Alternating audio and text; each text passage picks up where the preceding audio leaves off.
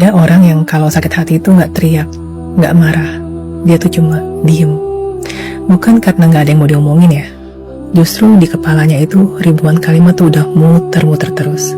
Semuanya jelas, semuanya rapi. Tapi pas mau dikeluarin, nyangkut di mulut. Akhirnya ya udah, dipendam aja. Dan pelan-pelan pun jadi kebiasaan. Jadi kayak tombol otomatis. Ketika disakitin, ya tarik diri.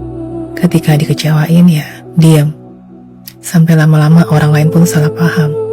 Dikiranya dia dingin, dikiranya dia gak peduli. Padahal sebenarnya hati dia itu penuh dengan badai. Tapi badai itu gak pernah dikasih izin untuk keluar. Dalam psikologi ini namanya emotional withdrawal. Cara tubuh buat bertahan, dan cara jiwa buat bilang, diam itu lebih aman loh daripada disalahpahami. Makanya kalau ada drama, tarik ulur, permainan ego, orang kayak gini gak bakal ikut-ikutan. Bukan karena dia gak ngerasa, tapi karena udah terlalu capek. Dia tahu energinya terlalu mahal buat dipakai menghadapi hal-hal yang gak tulus. Dan lucunya, orang lain pasti bingung. Kok bisa sih dia segitu tenangnya ya? Kok bisa sih gak ribut? Padahal aslinya, itu bukan tenang. Itu adalah luka yang udah dilatih menjadi hening. Dan yang bikin nyesek, orang kayak gini sering mikir, toh gak ada yang bakal bener-bener dengerin gue. Jadinya makin lama dia makin nutup.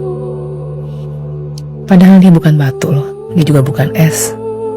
Dia cuma manusia yang pernah terlalu sering ngerasa salah, ngerasa gak dimengerti.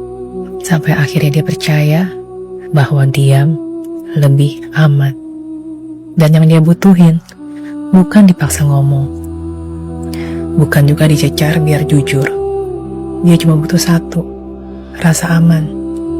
Seseorang yang bikin dia berasa, gue boleh buka suara di sini dan gak akan disalahin.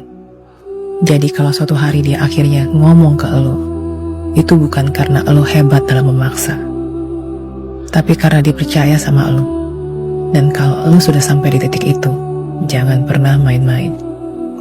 Karena sekalinya dia nutup lagi, elo bisa hilang dari hidupnya selamanya.